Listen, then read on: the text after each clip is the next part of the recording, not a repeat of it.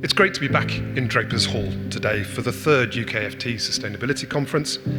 The first two editions focused on the sustainability challenges faced by the textile manufacturing sector. Today's event has a different focus. We're looking at the challenge the entire industry faces when it comes to the vast amount of textile waste generated when our clothing reaches the end of its life.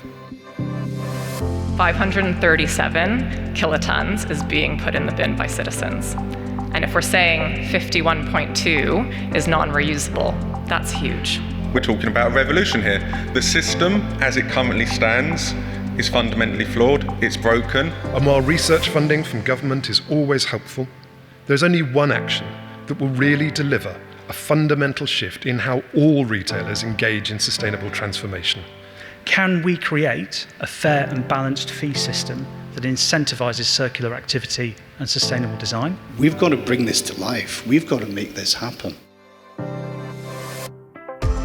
EPR seems to be quite a grey area for a lot of retailers, and it's understanding how we can all work together to find a solution that's going to help scale it up. At M&S, it's really about making product that's made well and made to last, and the focus on EPR is really, really important because we've been part of the project with the QSA and UKFT and the other partners. It's really important that we call on the government for an EPR scheme because it really is about how that can really help tackle the textile waste in the UK. It can bring about much more circular design, the circular business models, getting the funds in to tackle the waste. What's been presented here today is how we can all do that collectively, learning from different retailers, learning from the Sandbox Initiative. We actually get to meet recyclers downstream, but also upstream, the suppliers that provide the materials, and seeing how everyone fits sort of in the jigsaw. And I think sustainability progressions in the manufacturing side is still a little bit behind than the fashion brand or retail side. And this part is what people refer to the missing middle.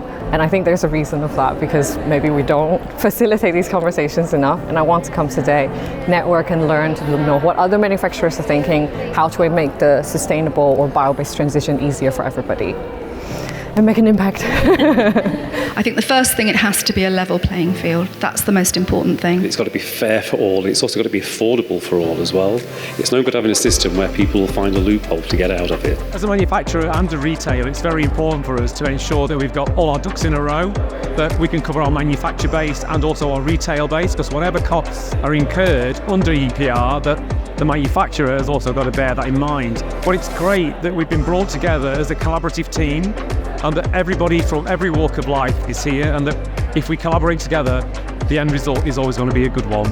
We have got so much end-of-use textiles in the UK, and it's not just post-consumer, it's post-commercial textiles. We're at such an early point in the shift towards circularity and shifting this whole industry into circularity. It's a huge opportunity for the sector. Everyone's going to win because it's going to transition us to a fibre-to-fibre world.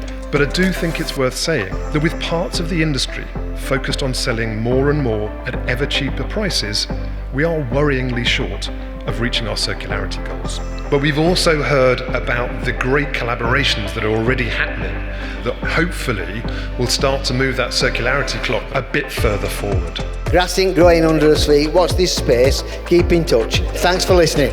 Oh my goodness. Thank you so much, everyone.